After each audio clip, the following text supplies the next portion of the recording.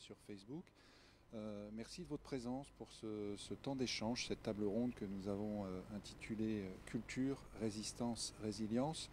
Plus qu'une table ronde, c'est un moment presque interne de discussion et d'échange pour faire un premier bilan de l'expérience menée à l'Institut français de Casablanca dans cette période de Covid sur les questions culturelles avec, je dis expérience, nous sommes tous des petits rats de cette expérience et l'Institut s'est transformé en laboratoire. Laboratoire pour tester un certain nombre de choses avec des partenaires autour de cette idée que la culture d'abord contribue à l'économie générale de nos sociétés, que la culture est un bon prisme pour regarder ce qui se passe dans nos sociétés en ce moment et notamment durant cette période complexe et mondiale, et que la culture a besoin d'exister même si elle n'est pas toujours la priorité des sociétés dans cette période de pandémie. Donc merci vraiment à tous. Donc nous avons ici réuni, ils se présenteront, ou nous les présenterons au fur et à mesure, à la fois l'équipe de l'Institut français, une partie de l'équipe de l'Institut français de Casablanca, et puis des acteurs, artistes, associations, acteurs de la société civile qui ont contribué avec nous à cette expérience dans le cadre d'un certain nombre de dispositifs que nous allons vous présenter.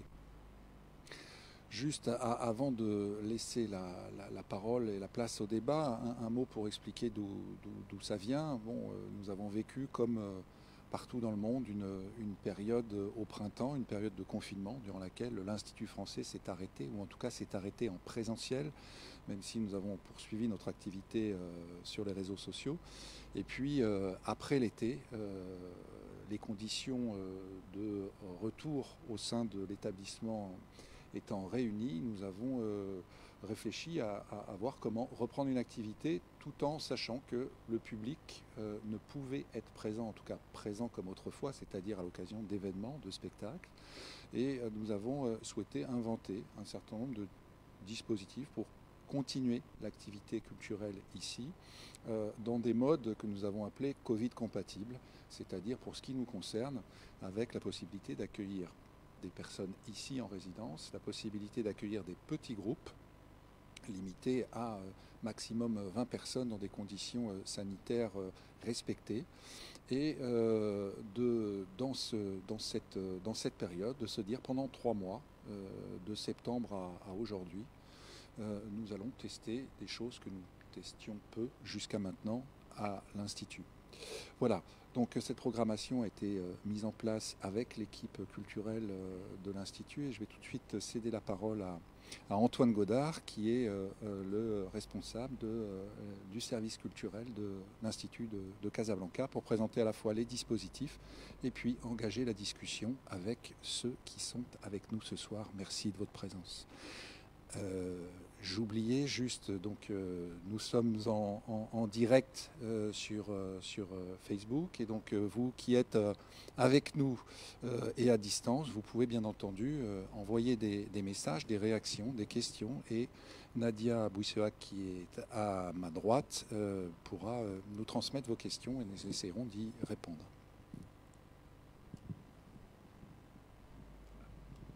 Merci Martin. Oui, comme tu le disais, on a pris le parti à l'Institut de réinventer notre façon de programmer face à la situation et l'incertitude. On s'est dit, bon, ça suffit, on ne peut plus être là à subir l'incertitude. Il faut continuer à assurer notre mission culturelle. Et c'était le moment d'essayer de nouvelles choses, des choses qu'on n'a pas toujours pour lesquelles on n'a pas toujours le temps de se consacrer. Et voilà, on a décidé donc de transformer l'Institut en un laboratoire qu'on a nommé Laboratoire Résilience. Et donc c'est un espace d'expérimentation et de création et de formation artistique qui est composé donc de différents modules. Mais vraiment l'intention c'était de rassembler des personnes, des créateurs, des artistes, des curieux, des spectateurs et d'échanger ensemble et de construire des projets ensemble. Voilà. Continuer à vivre la culture en présentiel. Je l'ai dit. Ça y est. Oui, pour revenir au début de l'histoire, donc on a lancé cet appel à. Non, je vais d'abord vous parler des différents modules. Dans le laboratoire, il y a la partie artistique, donc les résidences, pour lesquelles on a lancé un appel à projet au tout début du mois d'octobre. On a eu un certain nombre de réponses. C'était destiné donc, du coup, à tous les artistes kazaouis. C'était un appel tout à fait ouvert, pluridisciplinaire, avec la volonté d'ouvrir un petit peu notre réseau habituel et de travailler avec des personnes, des artistes avec lesquels on n'avait pas encore eu l'occasion de travailler. Ça, on va y revenir peut-être tout à l'heure. Et donc, on a décidé d'accompagner 6 projets de résidence sur 3 mois. Et puis, dans ce laboratoire, il y a les labos ateliers. Donc ça, ce sont des temps de formation. On a choisi la danse, le jeu vidéo et la BD. Ça aussi, on va en parler à chaque fois avec la volonté de se réunir sur des temps bien identifiés et d'échanger, de partager, de s'entraîner ensemble et de repartir sur le chemin de la création grâce au collectif. Peut-être qu'on peut commencer en posant une question à Souki Belriti, qui représente les artistes aujourd'hui, les artistes résidents de ce laboratoire. Donc Souki est artiste vidéaste. Oui. Et est-ce que tu peux nous raconter ton expérience du laboratoire et voilà, comment ça a commencé pour toi et après 6 mois d'inactivité peut-être, quel était l'intérêt pour toi de cette résidence à ce moment précis? Déjà, c'était... Bon, il n'y a pas eu 6 mois d'inactivité réellement, parce que même pendant le confinement, j'ai travaillé, mais j'ai travaillé pendant cette résidence sur un projet que j'avais commencé l'an dernier avec l'atelier de l'Observatoire, qui est une installation vidéo sur la mémoire des plages de Ain Diab et des vieilles berceuses marocaines. Et le confinement a fait beaucoup évoluer le projet, parce que du coup, comme les gens étaient bloqués chez eux, j'ai demandé à des connaissances d'enregistrer des vieilles berceuses. Ça a créé un moment d'échange. Et là, ce qui était très bien, c'est que l'Institut français m'a offert un temps et un espace pour me poser. Donc c'était assez... Et regarder, faire un... Comment dire, voir tout ce que j'avais produit pendant tout ce temps. Donc ça a remis le projet sur des rails, et ça m'a aussi remise moi sur les rails d'avoir un cadre, une date limite, de voir aussi d'autres créateurs. Bon, il n'est pas là ce soir malheureusement, mais j'ai beaucoup échangé avec Nabil. C'était très rassurant de voir qu'on est tous dans la même confusion, et donc c'était très utile, parce qu'on a besoin de l'institution. Je veux dire, tout seul on est faible. Si l'institution n'est pas là pour nous accueillir, c'est très difficile d'avancer dans ce brouillard, quoi.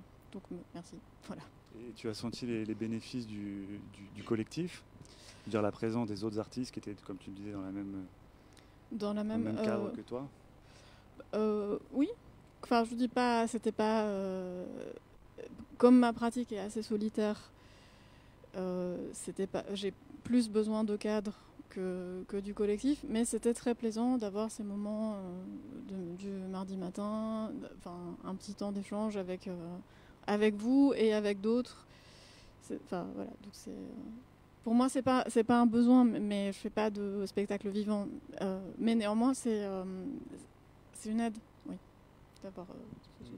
Oui, je voulais dire par rapport au spectacle vivant, effectivement, en fait, vu qu'ils étaient là pendant plusieurs semaines, donc peut-être que je ferai un petit rappel juste des 6 projets. Donc c'est Abdelkader Wardi qui a un spectacle de théâtre qui s'appelle La Chaussure, Mouad Lesmak pour Mode d'avion, Badr Hautar pour Casablanca Overland. Et pour ces 3, en fait, au moment où ils étaient sur scène, en plein plateau, pour eux, ils disaient qu'en fait, c'est de la renaissance, c'est le retour en vie, et c'est le fait de retrouver la salle, parce que certains peut-être ont pratiqué pendant le confinement, mais peut-être dans le salon, dans un balcon ou autre, mais là, le fait de retrouver une salle et juste s'entraîner, d'avoir tout l'espace. Je pense pour les artistes, c'est quelque chose qui était très vital et très important. Et je pense pareil pour Ahlam aussi. Je me rappelle le premier jour avec la danse, comment enfin, il y avait des larmes un petit peu aussi de se dire oui, on est là, on est de retour, on peut danser en groupe. Donc tout ça, c'est important et en fait, il était temps. Il était temps de reprendre. Est-ce que justement, Arlam, tu peux nous parler du lancement, enfin le retour à l'activité et les débuts du labo danse? Oui, et encore un peu avant, parce que j'insiste quand même de dire que la période du confinement, le corps s'est reposé bien sûr sur les premières semaines et tout ça, mais la crise a fait sa crise sur le corps aussi. Donc on ne va pas dire qu'on était inspiré. Il n'y avait pas chez nous, artistes, danseurs, ce moment d'inspiration, on s'inspire, on a le temps de réfléchir. Non, la peur avait pris part sur le corps et aussi l'attente était longue. Donc, du coup, au lancement du labo Résilience et avec le labo danse, il y avait de la joie, il y avait de l'émotion, il y avait cet espoir qu'on peut toucher donc, à travers le retour à l'habituel. On sait maintenant que nous, artistes danseurs, on est habitués à la dynamique, on est habitués au stress de la scène. On est habitué à être en mouvement, à être en réflexion, à être en émotion, en crispation.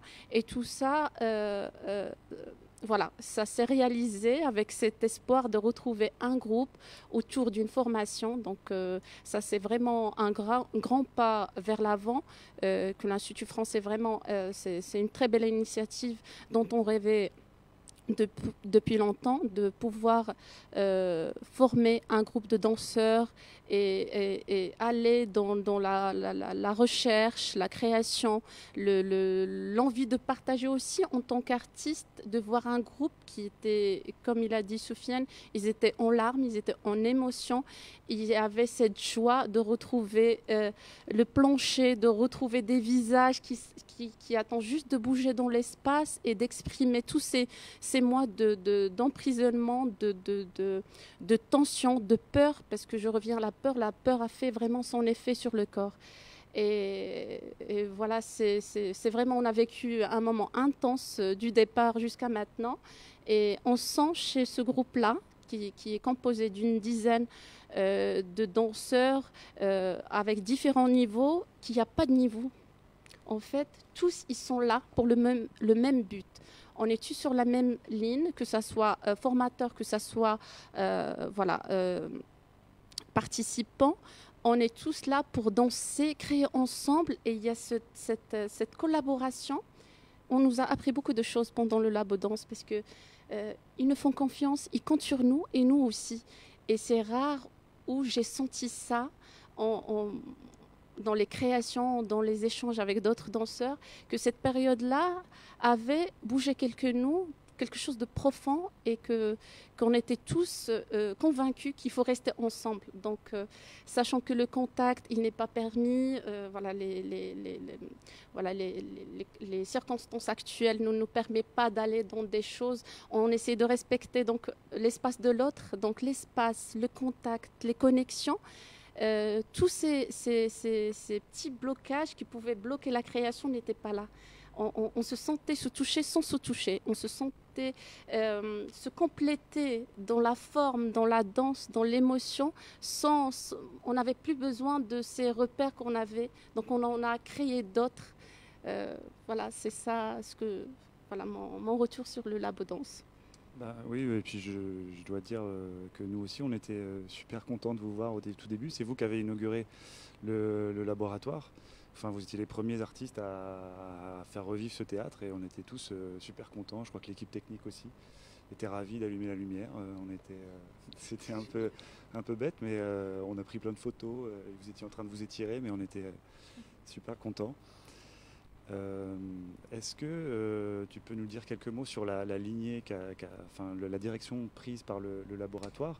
Parce que bon, c'est pas on peut pas dire que c'était quasiment une opportunité cette situation, puisque c'était un projet qu'on avait un petit peu dans les tuyaux depuis quelques temps, cette volonté de créer un espace bien identifié pour la formation et l'accompagnement des danseurs. Donc c'est chose faite maintenant, mais il faut que ça s'inscrive dans la durée. On ne va pas s'arrêter après 10 semaines.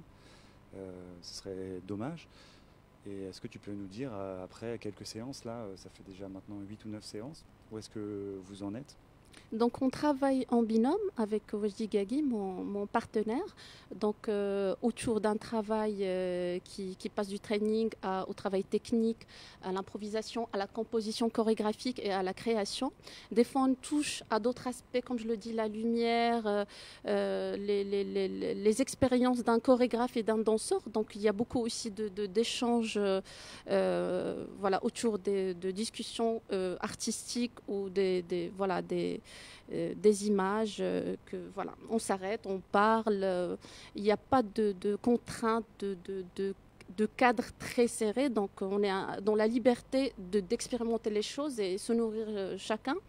Et puis le labo aussi danse souhaitera inviter d'autres artistes sur la continuité du projet. Jusqu'à maintenant, on a pu inviter 2 intervenants étrangers, donc avec une rencontre, un atelier virtuel avec une artiste espagnole et un deuxième avec une artiste française qui est à Casablanca.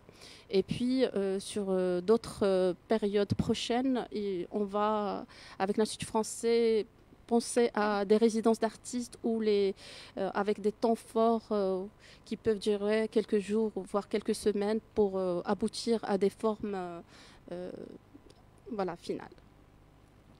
Et donc la sortie restitution du labo, enfin c'est pas une restitution finale, hein, mais une étape, disons, ce sera le samedi 19 décembre. Exactement. Voilà, vous verrez ça sur Facebook très bientôt. Et demain aussi, il y a les portes ouvertes, donc c'est ouvert à tout, à tout le monde de venir. Il y a 3 heures de labo, de 14h à 17h, donc le public il est invité à venir voir comment ça se passe, l'échauffement, la préparation, l'échange avec les artistes et voilà, regarder de près notre expérience. On va y revenir après sur la journée de demain. Mais peut-être un mot aussi sur le labo bande dessinée. C'est une expérience aussi qui ne vient pas de nulle part. Ça fait quelques temps qu'à l'Institut, on a initié des activités autour de la bande dessinée. On accueille des artistes en résidence et on essaye à chaque fois de créer un réseau, en tout cas autour de l'Institut, un réseau de dessinateurs et d'artistes qui ont envie de se mettre à la BD. Et donc on a profité de ce laboratoire pour créer un labo atelier bande dessinée. Et donc on a créé cet espace aussi qui fonctionne un peu comme le labo danse auquel tu participes, Myriam. Oui. Et est-ce que tu peux nous raconter ton expérience du laboratoire, ce que vous y faites Oui, donc, et comment tu le vis? Oui, donc j'ai découvert le laboratoire vers la fin du mois d'octobre. Et après, j'y ai rencontré Nadia et Antoine. Et ensuite, c'est un projet qu'on fait avec plusieurs personnes afin de créer un fanzine collectif qui s'appelle La Première fois que. Et l'idée a été donnée par le scénariste et par le scénariste français Grégory Jarry. Et en fait, ces dernières séances, on travaille surtout sur les storyboards et les histoires en général avec l'aide de plusieurs scénaristes et dessinateurs de bande dessinée français. Et nous avons aussi plusieurs thèmes, comme par exemple la première fois que j'ai fait du vélo, ou alors la première fois que j'ai vu des couleurs, ou bien que j'ai eu une crise d'angoisse. Et je trouve que c'est très intéressant de rencontrer des gens avec les mêmes intérêts, surtout après le stress du confinement et tout ça, afin de se libérer et de montrer nos capacités et de partager avec le monde tout ce qui est dans notre tête. Et Myriam est la Benjamine du groupe. Oui. Et toi, en plus, tu es arrivée en disant je fais pas de dessin ou très peu. Oui, et c'était pas anodin quand même de venir à un atelier de BD alors que tu es en 3e et de dire je viens à un atelier professionnel, je sais pas dessiner ou j'en fais un petit peu. En fait, j'étais venue parce que moi, je fais surtout de la scénarisation. Donc, je suis très focalisée sur comment raconter une histoire. Et c'était très intéressant pour moi, la bande dessinée, parce que j'en lis beaucoup. Et avec l'aide de Nadia, on a créé un binôme où, bon, voilà, j'écris le scénario et avec elle, on fait des précisions et tout, et c'est elle qui dessine et c'est moi qui fait l'histoire, et elle m'aide avec quelques descriptions ou quelques détails comme ça. Et pour compléter ce que tu disais, l'idée vraiment sur cet atelier, c'est de quasiment offrir clé en main un fanzine à un collectif qui est en train de se créer.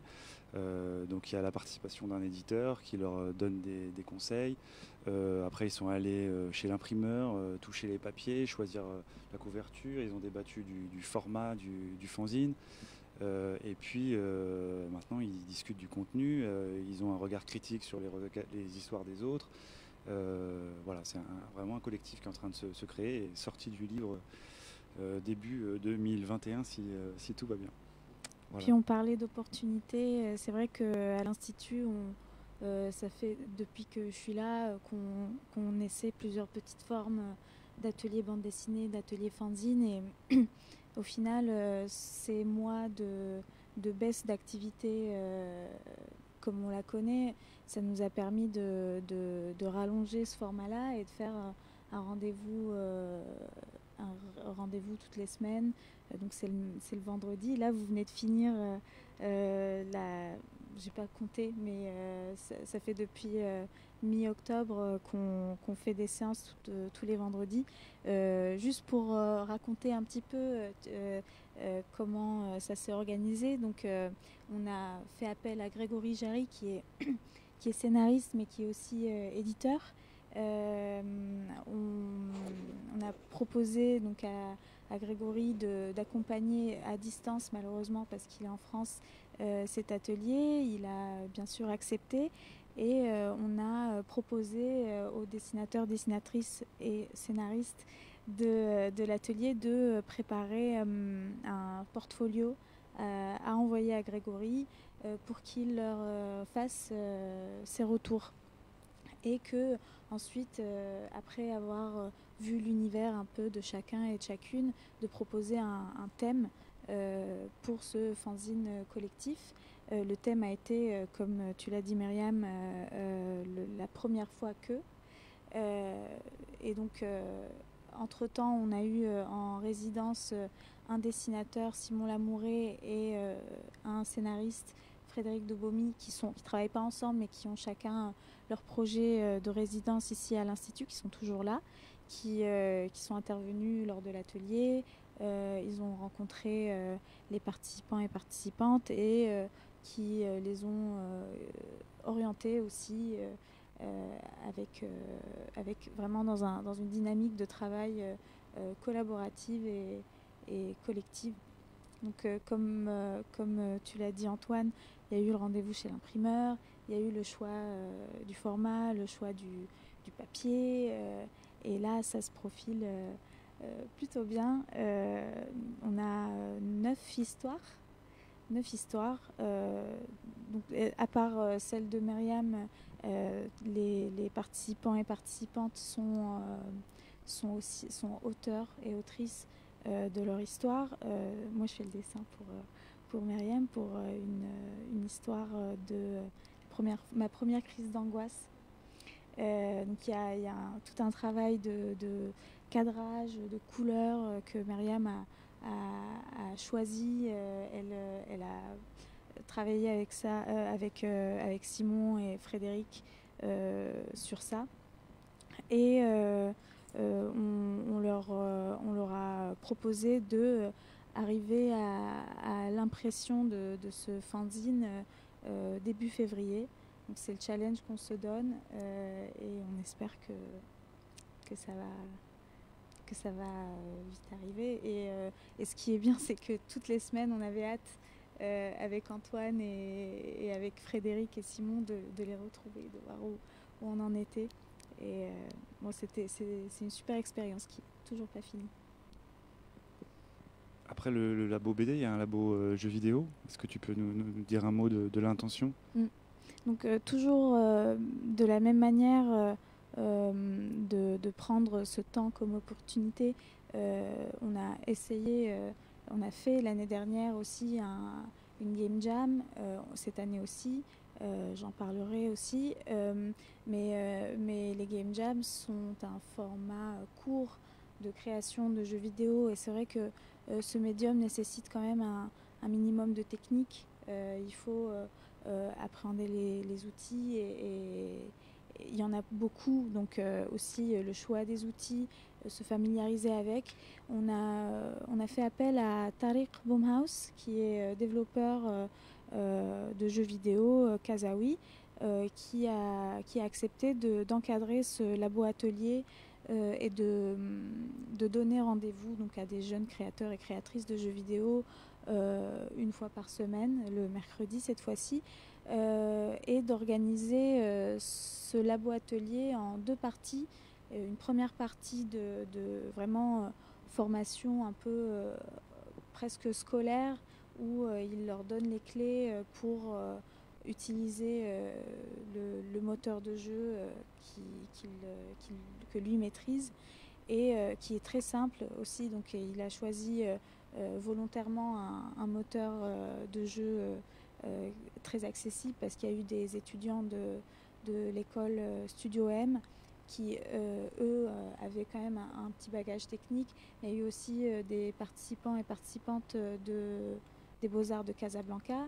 Et donc cet outil a été, et pas que, il y a eu même un des résidents du labo qui a suivi, un membre du collectif YSS. Donc ils ont appris à utiliser, ils avaient des petits challenges aussi, parce que vu qu'ils se retrouvaient qu'une fois par semaine, il y a eu un groupe de discussion sur Discord, un serveur, où il y avait des challenges. Tariq qui leur demandait, bon, on va faire un casse-brique. Aujourd'hui, c'est le casse-brique, envoyez-moi des vidéos de vos casse-briques.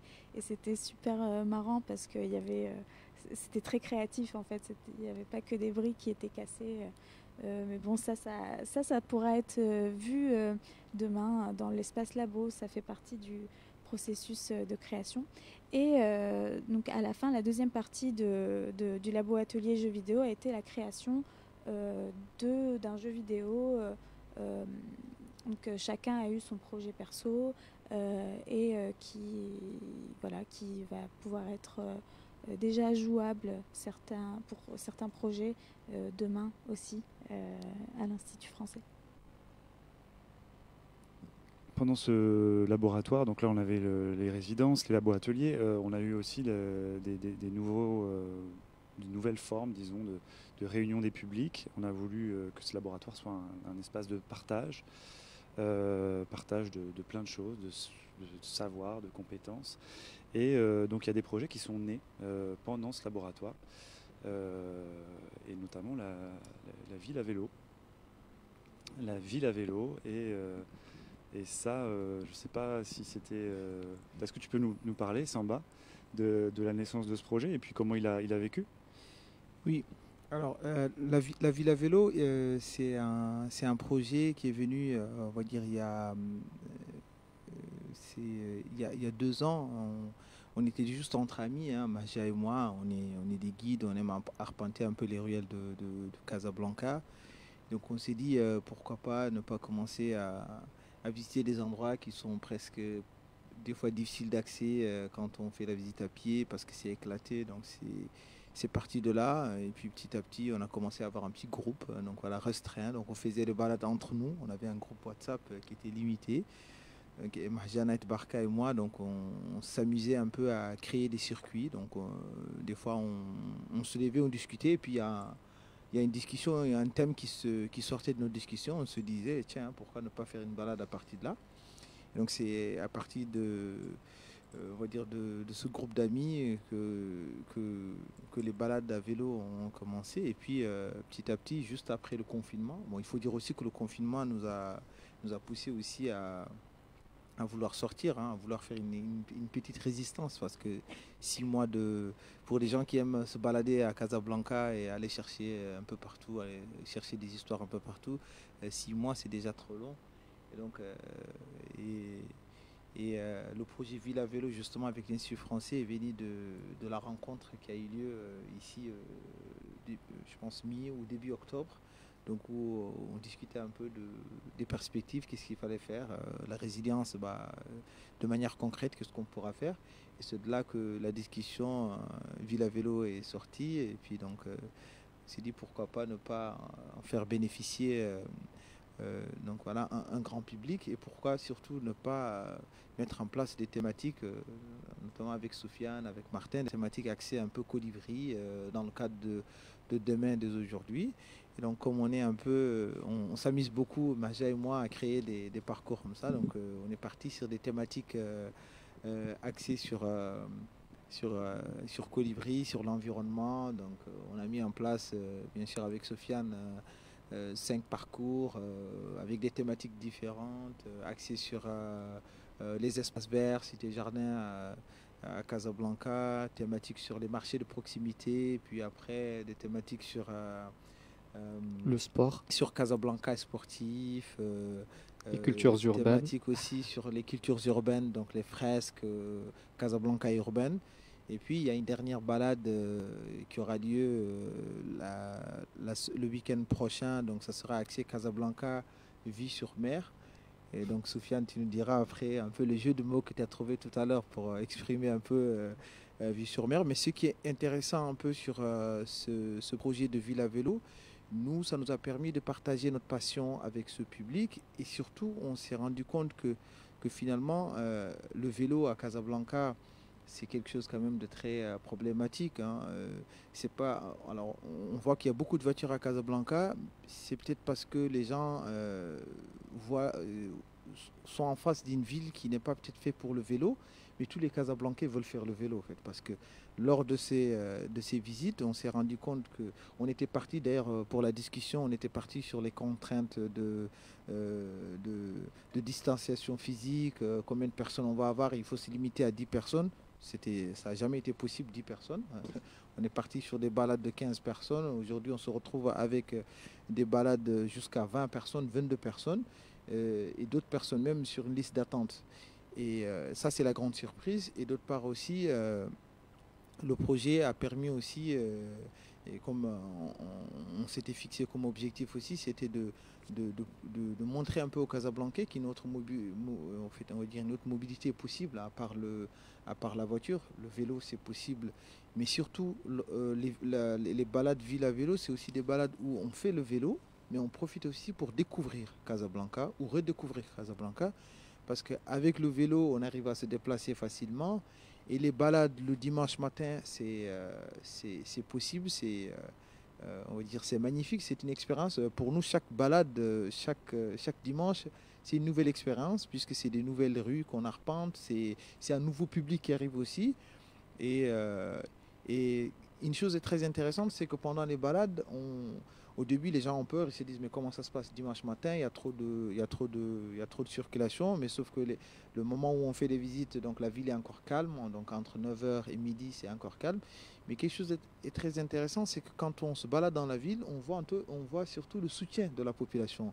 Ceux qui s'arrêtent pour applaudir, ceux qui nous suivent pour nous encourager, et surtout ce nouveau public qui nous rejoint, qui est le jeune public, parce qu'on a eu peur au départ, on se disait alors est-ce qu'on accepte les enfants ou pas?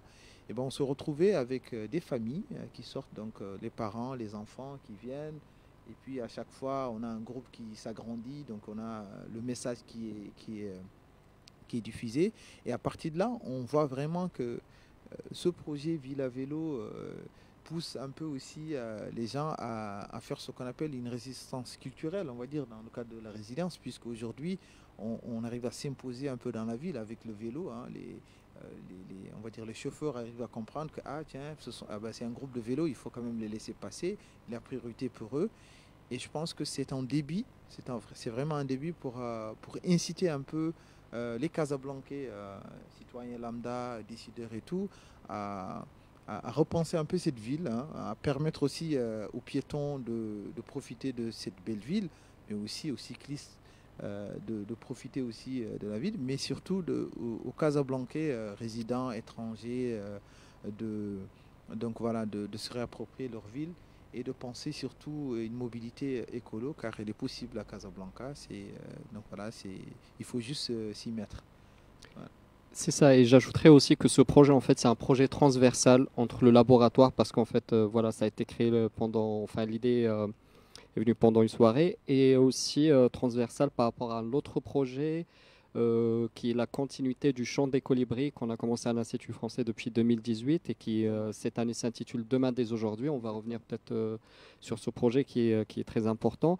Et en fait, c'est un projet axé autour de la transition écologique, du bien-être, du vivre ensemble et plusieurs valeurs qu'on essaie de circuler. Parmi ces valeurs-là, c'est effectivement la mobilité durable et la mobilité. Donc, Samba, toi, en tant que spécialiste du patrimoine, on va dire casablancais et d'autres villes d'ailleurs, et pour nous aussi, en fait, c'était une action, c'était aussi de se dire que, allez-y, prenons les vélos, c'est possible. Certes, il manque des pistes cyclables, mais quand même, on peut s'imposer un petit peu dans la rue. Effectivement, la toute première, il y avait 12 réservations. Et c'était super beau parce qu'il y avait des enfants aussi. Et puis, comme tu as dit, les voituriers respectent finalement. Ils nous laissent passer, ils disent, OK, c'est un groupe, c'est des vélos, ils laissent passer. Et on s'est retrouvé d'ailleurs la dernière avec une 30aine de réservations, mais bon, Exactement. on peut pas prendre tout le monde. Exactement. Et aussi, en fait, après le confinement et après le déconfinement, en fait, plutôt, les moyens de transport sont réduits à 50%, à 75%, donc on peut plus se mettre ensemble dans le même tram. Donc parfois, il y a des contraintes de temps. Et là, le message qu'on essaie de passer aussi, c'est que allez-y, vous pouvez juste prendre le vélo, vous pouvez aller à l'école, au travail, voilà, faites vos courses au vélo. Et c'est ça le message qu'on véhiculait à chaque fois qu'on se fait arrêter dans la rue, quand les gens nous posent des questions. Et même parfois, il y avait des gens en fait, qui faisaient leur balade tranquillement et qui voient un groupe en vélo et ils se faufilent dans ce groupe, ils continuent. Ils posent des questions aussi, c'est quoi, qu'est-ce qui se passe. Donc en fait, c'est surtout ce message de résilience à faire passer. Exactement. Faisons le vélo, c'est un moyen de transport. Et en fait, d'ailleurs, la découverte, c'est qu'en fait, c'est un moyen de transport plus rapide que la voiture. Exactement. À Casablanca, effectivement, le vélo est beaucoup plus rapide puisque le vélo, on arrive à passer dans des ruelles et ça permet de découvrir Casablanca, mais aussi de faire des raccourcis. Parce que ceux qui connaissent Casablanca et qui arrivent à se déplacer facilement, c'est ceux qui arpentent un peu les raccourcis et qui évitent un peu les grands axes qui sont tout le temps remplis. Et quelque chose de très, très important, c'est que lors de la dernière balade qui a été axée sur la thématique Casablanca urbaine, fresque et tout, il pleuvait. Alors, nous, on avait peur qu'il y ait un désistement. Alors, à notre grande surprise, c'est qu'il y avait tout le monde, on était à peu près 20 et quelques, et que la balade, on l'a continuée. Donc, je me rappelle bien, donc Martin nous a fait honneur d'être présent avec nous. Et donc, on se rappelle très bien quand on était sous l'arbre où il pleuvait. Et la grande question, c'était est-ce qu'on continue la balade ou pas? Et bien, tout le monde disait oui, on continue la balade. Donc, on a fini finalement notre parcours de visite. Et ça montre un peu l'engouement des Casablancais à sortir à Casablanca. Et que je pense que le moyen le plus aujourd'hui efficace de sortir à Casablanca et surtout de pousser les Casablancais à nous rejoindre, c'est la mobilité à vélo. Et je profite justement de cette occasion pour remercier l'Institut français de nous avoir un peu poussé à sortir de ce groupe qu'on avait, hein, donc voilà, de ce groupe d'amis. Et aujourd'hui, je pense que dans les prochains jours à venir, les balades à vélo, on va les réactualiser. Ça sera un parcours continu, tout au long de l'année. Tant qu'on aura des gens qui veulent participer, on organisera des visites à vélo.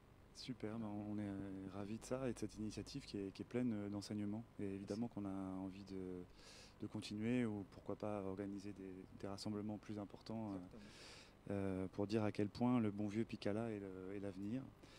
Il y a eu aussi des sorties un petit peu différentes de d'habitude. Est-ce que tu peux nous en parler, Malika? Oui, donc demain, dès aujourd'hui, on a fait des sorties à Casablanca.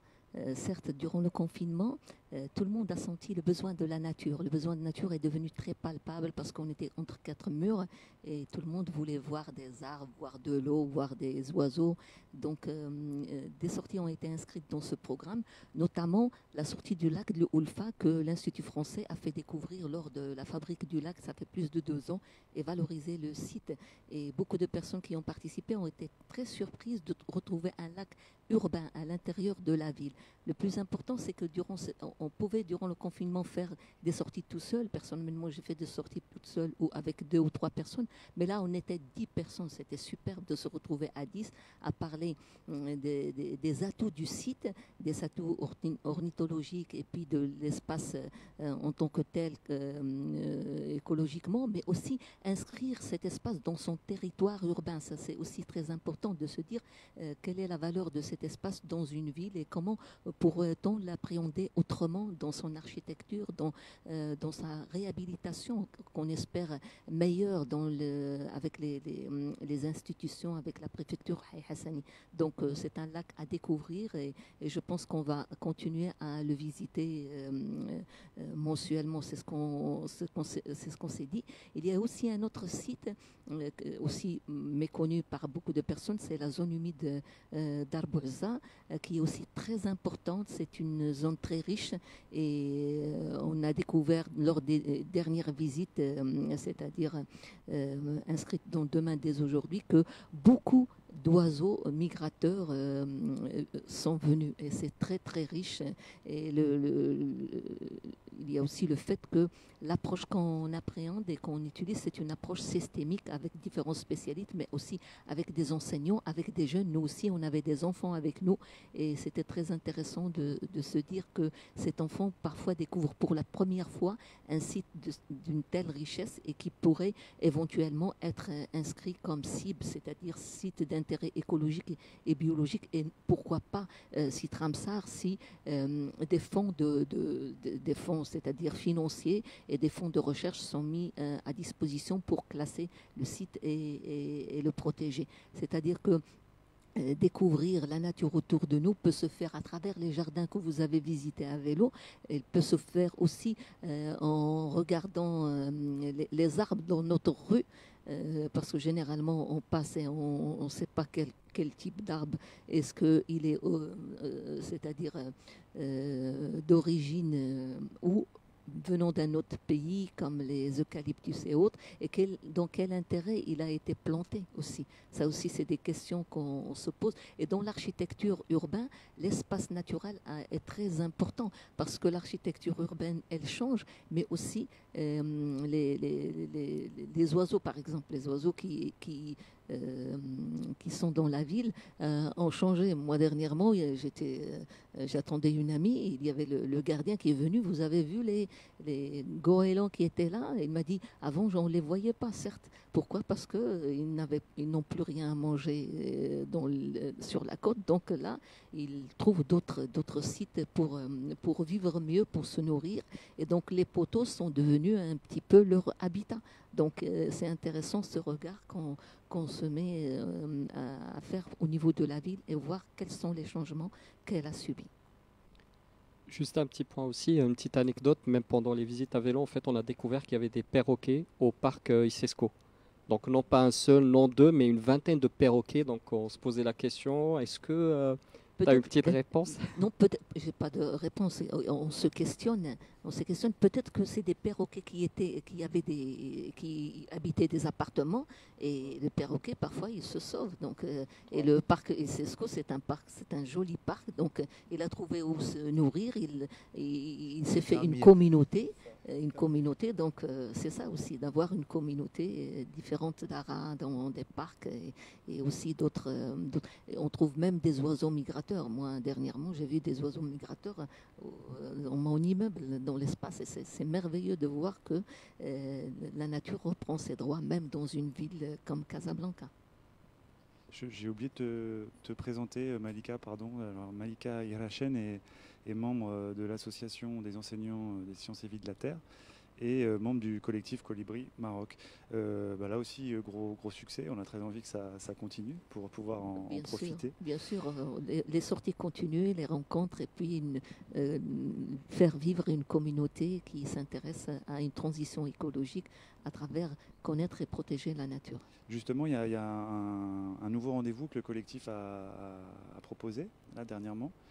C'est le rendez-vous Colibri. Donc tu peux nous expliquer en quelques mots en quoi ça consiste? Les rendez-vous colibris, c'est des rendez-vous où des colibris proposent des ateliers, et des ateliers le samedi, des ateliers sur des thématiques qui nous interpellent. Donc il y a eu sur zéro déchet. Et ça, c'est très important sur la gestion durable, la gestion, une consommation responsable aussi. Parce qu'aller vers le zéro déchet, c'est aller vers une consommation responsable qui a été animée par Xandé et qui a eu beaucoup de succès. Je pense qu'elle va continuer avec des jeunes, et ça, c'est très important aussi, parce que éduquer et sensibiliser les jeunes pour aller vers l'action, c'est aussi le but des colibris. Il y a eu un atelier sur la transition alimentaire animé par Badr. Ça aussi, c'est très, très important de choisir qu'est-ce qu'on va manger, qu'est-ce qu'on veut manger, parce que la santé passe aussi par ce qu'on mange, ce qu'on consomme, et aussi se dire est-ce qu'on ne va pas consommer localement ce qui est produit ici, consommer bio, et puis faire aussi une économie dans cette consommation. Et ça continue aussi par revitaliser et replanter, reforestation. Demain, Taha et moi-même, c'est un atelier qui a été proposé par Raja, et c'est très important aussi de se dire qu'on peut planter dans une ville, et qu'on peut planter des potagers, des arbres et des jardins, dont des jardins scolaires aussi. Et ça va aussi se faire demain et continuer. Les rendez-vous des colibris, on souhaite qu'ils continuent durant l'année 2021 par une proposition des différents colibris aussi. Donc c'est un rendez-vous qui a lieu tous les samedis matins de 11h à 12h30 dans le jardin de l'Institut, ou dans un autre espace s'il fait vraiment trop froid. Mais l'intention, c'est vraiment de rassembler des gens qui se posent des questions sur ces sujets-là, et puis de leur donner des clés pour avancer dans leur quotidien. C'est vraiment des questions très terre à terre pour passer à l'action. Voilà, passer à l'action dans une logique de transition écologique. Là c'était un peu tout ce qu'on a pu imaginer pendant ce laboratoire. Il y a quand même une question, celle du public. On avait la volonté de solliciter davantage le public pendant ce trimestre. On n'a pas toujours eu l'occasion de faire venir les spectateurs. Ça c'est un petit regret, mais c'est pour toutes les raisons qu'on connaît. En tout cas, comment dire, je vais pas aller trop vite parce que sinon je vais... Il y a quand même une espèce de questionnement. Comment on fait actuellement pour reconnecter, refaire venir les publics à l'Institut et dans les théâtres, dans les centres culturels. Voilà. Alors je vais passer la parole à Habiba, qui est responsable de la médiathèque de l'Institut, parce que peut-être pour témoigner de ce qui s'est passé ici, en tout cas côté médiathèque. Alors la première réponse de la médiathèque à la situation, ça a été de sortir le livre de la médiathèque. Ça a été de raconter des histoires en utilisant l'outil numérique, en racontant des histoires aux petits, mais aussi aux plus grands, qui les ont écoutées avec beaucoup de plaisir, j'en suis sûre. Et aussi d'apporter une bibliothèque chez chacun, en fait. Grâce à l'outil CultureTech, c'est la médiathèque numérique de l'Institut français. C'est certainement la médiathèque francophone la plus riche actuellement sur le marché, si on peut le dire comme ça.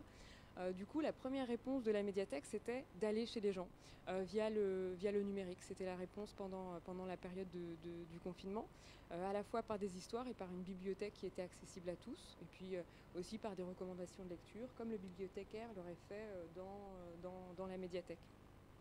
Et ensuite, le déconfinement est arrivé, déconfinement progressif, et notre première objectif, c'était de permettre au public de venir choisir des collections, venir à nouveau dans la médiathèque. Alors ça n'a pas été possible tout de suite. La première étape a été de leur proposer des rendez-vous, leur proposer nos collections via une réservation en utilisant notre catalogue, donc leur donner accès à nos collections de manière un peu détournée. Et dès que ça a été possible, on a ouvert la médiathèque avec toutes les mesures sanitaires qui convenaient.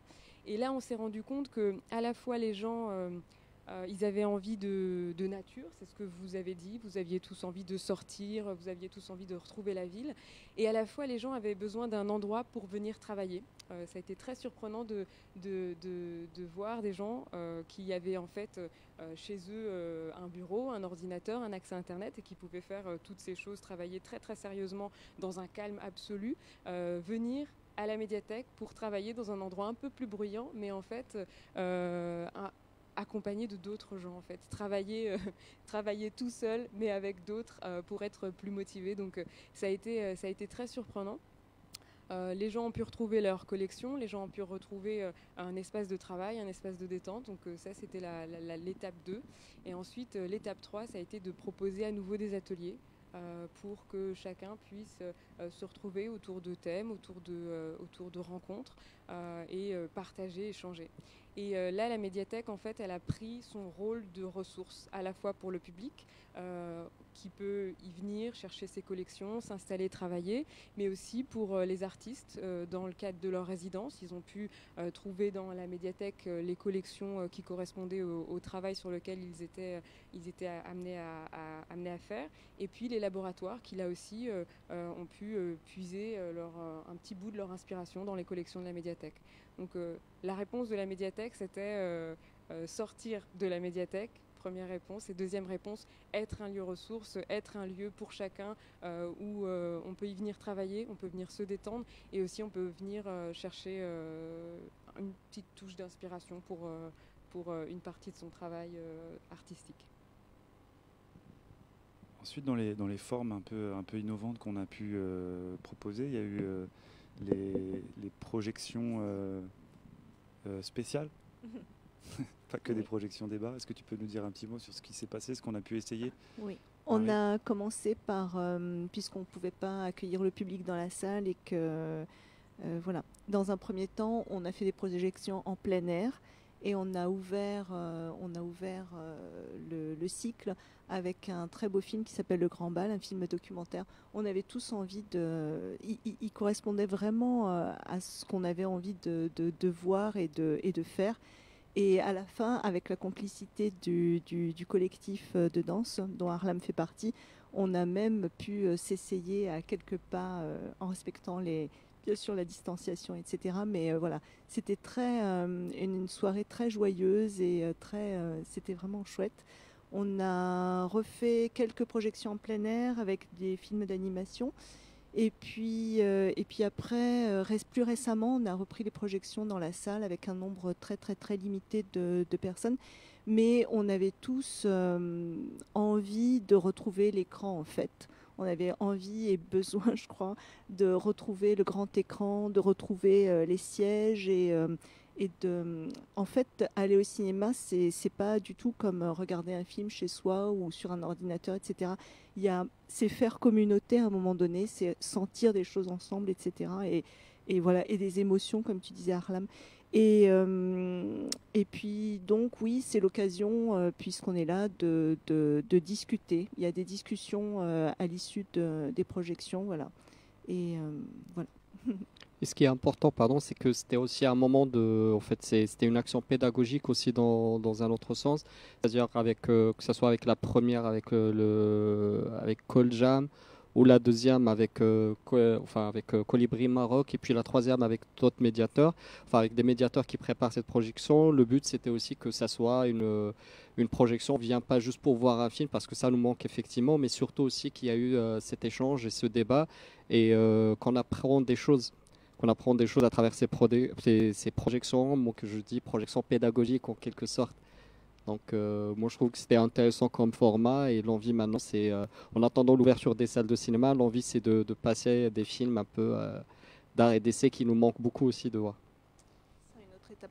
Ce qui est bien aussi finalement avec ces petits formats, on s'aperçoit que les gens prennent la parole plus facilement durant la discussion. Voilà, tout le monde s'est exprimé. Voilà. C'est le retour à l'expérience collective du spectacle ou du cinéma. Je crois que ça revient un petit peu dans toutes les conclusions. L'effet collectif, même à la médiathèque, d'être en groupe et travailler ensemble, voir des gens, même sans les toucher, ça fait du bien. Donc il y a eu aussi cette volonté de changer les formats. On est allé à l'extérieur avec le cinéma, mais aussi avec les expositions pour aller vers la rue, vers les publics qui n'osent pas encore rentrer à l'Institut ou qui n'auraient pas compris que l'Institut était resté ouvert. Donc il y a 2 expositions qui sont dans l'espace public. C'est quelque chose qu'on faisait peu ou pas jusqu'à maintenant. Et là aussi, c'est un effet Covid. Que tu peux nous dire un mot sur les 2 expos qui est actuellement... Oui, je dirais plutôt un mot aussi sur, je laisserai peut-être Martin parler plus de Redibor, mais en tout cas l'intention aussi c'était du moment que les galeries ne sont pas encore pleinement ouvertes, puis c'est une action de médiation culturelle, si le public ne peut pas venir voir une exposition, c'est pas grave, on va ramener une exposition vers le public, donc c'était ça aussi l'intention.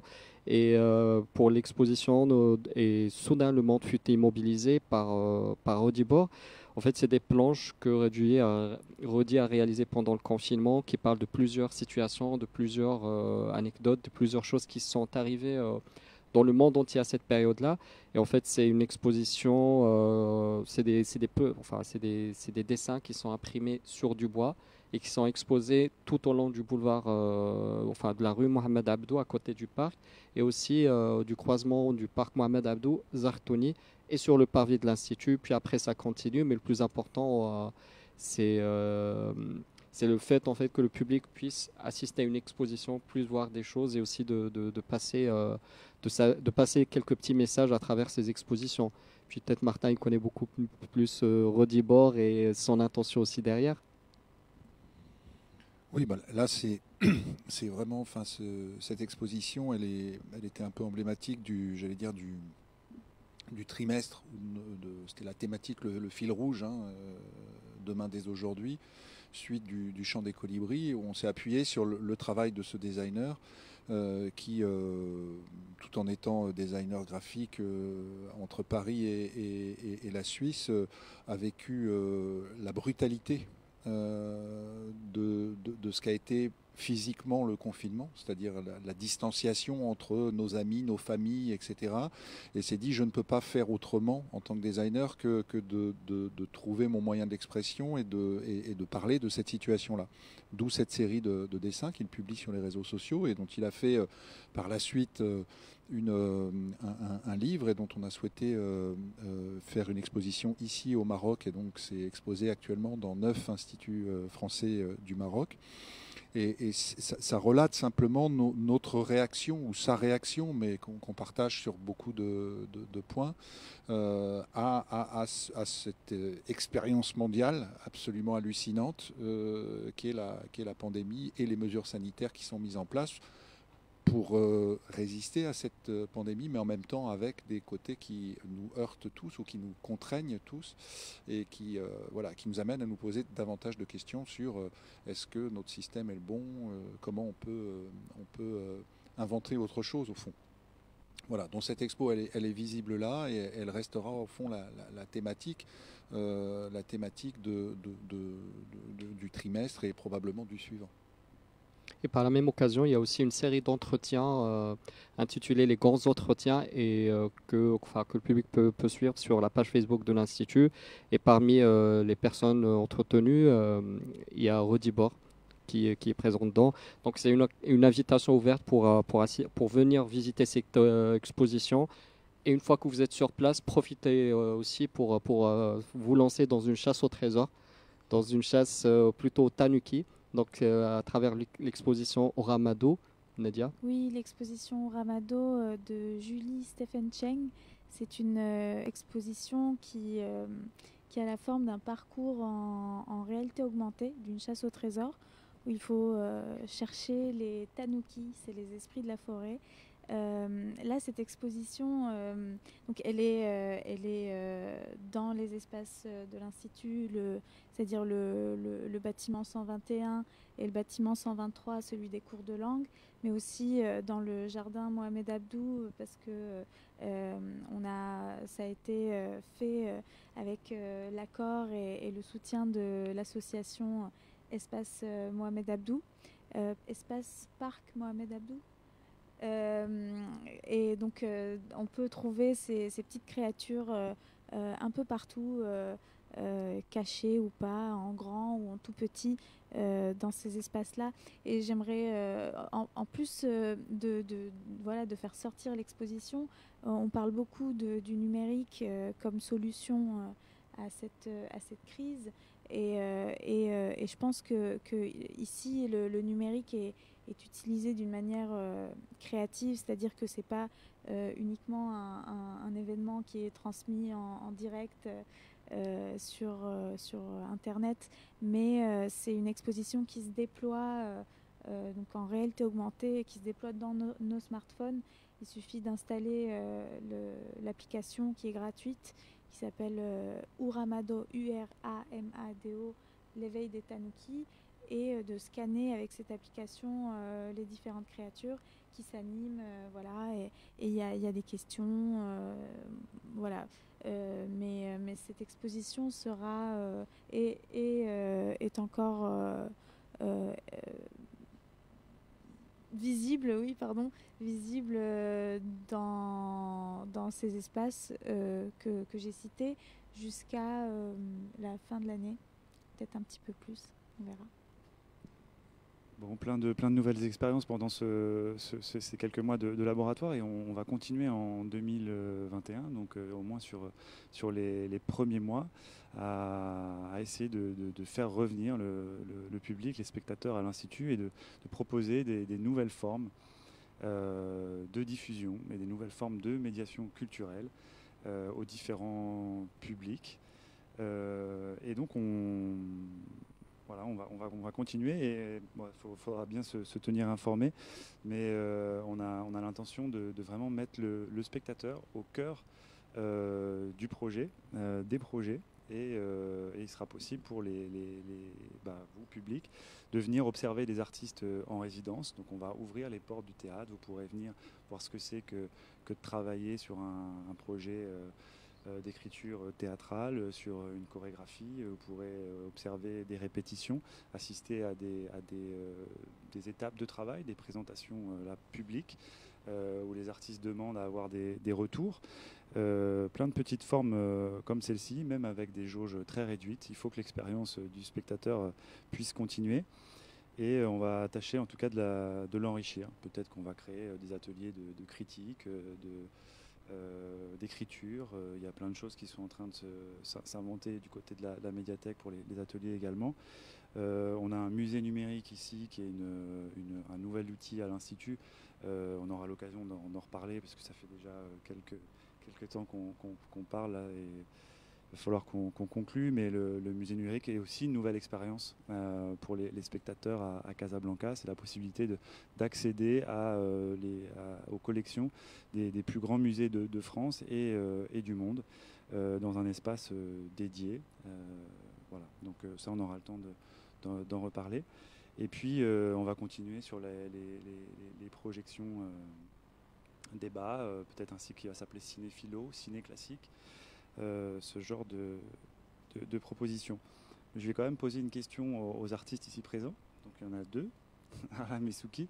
Quelle est l'opportunité, pardon, et Myriam aussi, pour vous, ou la contrainte, de voir le public davantage proche de vous pendant le temps de la création?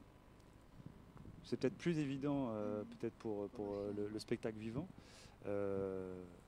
que pour un projet d'écriture cinématographique, encore que tu pourrais éventuellement convier tes spectateurs à des discussions. Mais Arlam, peut-être si tu veux... Je vais avoir votre avis, parce que en fait, vous allez donner votre aval pour l'ensemble des artistes. Oui, moi, qui vont venir ici travailler. Chacun a sa procédure, chacun a sa méthode, donc je représente que moi-même. Hein, je veux de problème avec personne. Pour moi, ça dépend vraiment de l'écriture et des formes qu'on veut produire. Donc, je te l'ai dit tout à l'heure, ma pratique personnelle, elle est très solitaire. Donc il y a un moment où, parce que en fait, dès que tu invites le public, c'est que tu invites leur avis. Il y a un moment où trop d'avis tue la vie, et c'est comme exposer des bourgeons au gel, genre ça peut tuer complètement le truc. Il y a un temps où c'est nécessaire, et le temps d'avant où c'est dangereux. Donc pour moi, après, si tu décides de faire un projet collaboratif, une écriture collective, c'est complètement autre chose, et là ça peut être très intéressant d'avoir le public tout du long. Mais si c'est un projet d'art, pour moi en fait l'art c'est un espace que tu offres aux gens pour qu'ils puissent ressentir des émotions, les leurs. Donc il faut que toi tu arrives, artiste, à aller dans le très intime pour qu'eux-mêmes puissent aussi aller dans leur très intime, qui n'est pas le tien. Mais du coup ce voyage, tu peux le faire que seul. Donc ça dépend de ce qu'on veut faire. Voilà. Alors pour la danse, c'est un peu la même chose, parce que pour une nouvelle création, les premiers jours de recherche, l'artiste a besoin de se concentrer sur lui et les personnes, les collaborateurs, les danseurs avec lui, pour trouver un langage commun, trouver des repères communs. Qu'avec un regard extérieur, ça met un petit peu de pression. Nous, les danseurs, on essaye de se connecter avec le public, et ça peut perturber un petit peu le travail de recherche, parce qu'on va être un petit peu dans l'envie de répondre à un regard extérieur. Mais sur des projets qui sont sur leur deuxième période de résidence ou sur quelques semaines de travail, par contre, ça aide à faire évoluer certaines situations, certaines chorégraphies, avoir le retour du public et échanger avec lui. Ça peut nourrir un travail artistique et se questionner soi-même sur le rendu, ou sur le contenu, ou sur le sujet. Donc je trouve que c'est toujours intéressant d'avoir ce regard extérieur après une période de recherche concentrée entre les artistes. C'est ça, un temps pour soi, un temps pour l'autre. Ce serait une question de tempo. Ouais. Mais il y a vraiment de belles expériences à vivre côté public. Peut-être que vous êtes plus public, vous, maintenant, mais en tant que public, d'assister à une répétition, comme une petite souris comme ça, et regarder, c'est vraiment une expérience incroyable. Voilà. Donc on va vous inviter à venir faire ce genre d'expérience, avec leur accord évidemment. Mais, voilà. Peut-être que demain, on peut faire un petit tour de table pour évoquer ce qui va être présenté demain. Demain, c'est la fête du laboratoire, donc c'est une espèce de clôture de ce premier temps du laboratoire Résilience. L'idée, c'est d'amorcer déjà 2021 et de proposer donc ces nouvelles expériences au public dont on parle depuis quelques minutes maintenant. Et voilà, de vraiment vous donner l'opportunité de vous plonger au cœur du processus de création, de vous rapprocher des artistes et de leur travail et de leurs œuvres. Peut-être Sofiane, est-ce que tu peux dire un mot sur ce qu'on va pouvoir voir demain en termes de sortie de résidence ? Alors en termes de sortie de résidence, comme on a dit tout à l'heure, donc il y a 6 projets, 3 en spectacle vivant, un projet en art visuel, un en installation et le 3e en recherche documentaire. Donc à partir de 15h, c'est effectivement avec le projet de recherche documentaire de Nabil Merouch qui s'appelle La langue de Tartuffe. Donc on verra 2 vidéos qu'il a pu réaliser, des entretiens, une recherche. Et aussi son texte, comment il a développé depuis le premier texte qu'il nous a envoyé pour sa candidature jusqu'au dernier. Donc on verra une évolution à travers le temps. Donc c'est à 15h. À 15h30, c'est la présentation, l'installation et la présentation de l'intention des 2 artistes, Mohamed Rhiwi et Hafsa Al-Fakir, pour leur projet Maladie, qui est un projet d'installation. Ces 2 jeunes lauréats de l'École des Beaux-Arts donc, auront le temps de nous expliquer un petit peu comment le processus de leur recherche et de leur création. Et à 16h30, c'est ça, 16h30 avec Sokeina, donc qui va nous présenter son projet marchand de sable. Et Noé ne sera pas là le jour du déluge. C'est ça, j'ai pas mélangé les titres. Il n'y aura pas de Noé pour nous sauver du prochain déluge, mais oui, je montre un travail fini pour que les gens puissent se faire une idée de mon imaginaire qui parle justement d'écologie, du désastre un peu en cours. Et pour le projet qui est en cours, puisqu'il est en cours, je partage un peu sur mon processus créatif pour que les gens comprennent, voient comment ce que je traverse pour produire ce que je peux produire. Voilà, exactement. Puis à 17h, au théâtre, il y a le projet de Abdelkader Wardi, donc le projet La Chaussure. Donc on verra une étape du travail, une étape de leur recherche sur scène. Donc une étape qui dure à peu près 20-25 minutes et elle sera suivie par un échange. Et à 18h, le projet de Mohamed Lasmak qui s'appelle Mode d'avion. Donc c'est un projet de storytelling et de narration et de conte avec 2 super comédiens sur scène. Ça va durer 30 minutes pareil, suivi d'un échange. Et on finira la soirée avec le projet, j'arrive toujours pas à prononcer Casablanca à l'envers en fait. Casablanca au verlan. Moi je me suis entraînée, Aklalb, si tu veux. C'est Azak Aknalb. Pas Aklalb, Asaka Oui, Aknalb, Azak. Donc voilà, de Badreddin Hawtar, plutôt connu par Snoopy. Donc c'est un projet pluridisciplinaire entre cirque, musique et vidéo. Et à chaque fois, il y aura un échange. Donc le plus important, puisqu'on parle depuis tout à l'heure du public, parce que pendant 2 mois, on a offert l'espace aux artistes. Et il faut maintenant que le public puisse avoir aussi la parole et puisse avoir un regard aussi sur ces projets-là. Donc pendant chaque projet, il y aura un échange juste après et le changement de plateau. Et cette fois-ci, en fait, pour le changement de plateau, on ne va pas fermer les rideaux parce que c'est important aussi pour le public de voir un peu la technique derrière, qu'est-ce qu'il y a derrière les rideaux, toutes les installations lumière et son qui changent, etc. Tout ça, c'est de la performance aussi, c'est un spectacle. Donc rendez-vous demain à partir de 10h30 du matin parce qu'on va parler du projet, enfin du programme en général. Mais pour les sorties de résidence, à partir de 15h jusqu'à 20h. Alors, je ne vais pas parler du programme, je vais vous inviter plutôt à aller sur l'événement Facebook de la fête du labo du 12 décembre. Ça ne devrait pas être loin juste à côté, de la page et de l'événement de ce soir. Mais il y aura donc des ateliers, il y a l'atelier Colibri, il y a la possibilité de visiter le musée numérique. Ce sera la 2e fois qu'il est ouvert au public. Il y aura aussi la possibilité d'assister, d'observer en tout cas le labo danse et puis de tester les jeux vidéo créés pendant le labo jeux vidéo. Et puis je crois que j'en oublie beaucoup. Il y a évidemment les 2 expositions à venir voir et puis la possibilité de rencontrer les artistes toute la journée, donc un programme extrêmement riche. On espère vous rencontrer demain.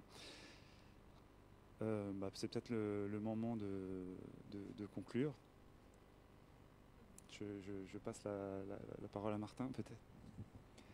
D'abord, un grand merci à vous tous d'avoir participé à ces un peu plus de 3 mois de tests, d'expérience ici à l'Institut. Merci de vos témoignages là ce soir parce qu'au fond, on voit la richesse de ce qui s'est produit au-delà des créations, des œuvres qui sont en cours de création, qui sont créées et dont on espère bien qu'elles sortiront, qu'elles seront présentées, diffusées, produites. Au-delà de ça, on voit bien que c'est aussi des idées, ce sont des pratiques qui sont mises en œuvre. Nous, en tout cas, on a testé des choses qu'on n'avait pas expérimentées auparavant, notamment des façons d'aller vers le public, à la fois en doublant souvent en numérique ce qu'on faisait ici, comme ce soir. C'est-à-dire quand on ne peut pas avoir le public, on va le chercher où on lui offre les choses d'une autre façon, mais aussi en allant vers l'espace public. C'est-à-dire que le contact physique a été possible pendant toute cette période dans le respect des mesures sanitaires. Et je dois remercier les autorités parce qu'on l'a fait vraiment, j'allais dire, avec eux d'une certaine façon, en les prévenant et dans le respect de tout ça. Donc c'est possible de tester des choses, c'est possible d'expérimenter des choses, c'est possible d'aller sur l'espace public en faisant des choses respectueuses des pratiques qui existent. Bon, et ça c'est vraiment, vraiment important. Donc on continuera ça en début de 2021, on continuera les choses qu'on a testées et que vous avez envie de prolonger. Je crois vraiment la ville à vélo, c'est un début de quelque chose au fond qui se met en place. Les rencontres Colibri, c'est aussi un début de quelque chose qui se met en place et c'est grâce à vous Donc mille merci.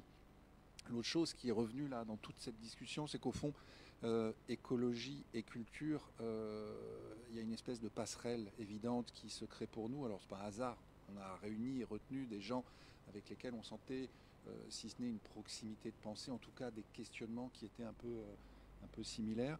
Et c'est important pourquoi? Parce qu'on est dans cette période de transition de société, qui est une période de transition mondiale, qui est la grande question du début du XXIe siècle. Et cette question-là, il me semble qu'il n'y a pas d'autre façon de se dire que nous, en tant que centre culturel, en tant que lieu culturel, au travers de l'activité culturelle, au travers de la création, mais aussi au travers de l'enseignement des langues, on ne peut pas faire autrement que de se coltiner à cette question. Voilà, c'est indissociable au fond de notre humanité et de notre activité créative que de parler de ça. Et c'est d'autant plus important que je me souviens très bien du récit tenu, enfin des propos tenus ici par Cyril Dion, donc un des fondateurs du mouvement Colibri avec Pierre Rabhi, de dire qu'aujourd'hui ce qui nous manque c'est le récit de notre société, c'est-à-dire qu'on est dans une transformation des valeurs, on est dans une transformation de nos fondements, et que cette transformation des valeurs suppose un nouveau récit, et que ce nouveau récit, au fond, il faut l'inventer, il faut les inventer, ces nouveaux récits, et quoi de mieux que de passer par la culture pour les inventer. Voilà. Et donc cette jonction, au fond, entre la culture et la question de la transition écologique ou cette période. Voilà, un grand merci à vous tous. Alors, j'allais dire, la programmation en ligne de l'Institut français se poursuit. Pour ceux qui sont avec nous sur Facebook, sachez que vous pouvez enchaîner avec la Nuit des philosophes, un autre des grands événements de l'Institut français du Maroc, qui cette année, compte tenu du contexte, existera, mais uniquement en ligne. Donc, vous pouvez le suivre. À suivre sur notre page Facebook. Merci à vous tous. Soyez toujours les bienvenus à l'Institut français et avec le plaisir d'entamer 2021 à vos côtés. Merci.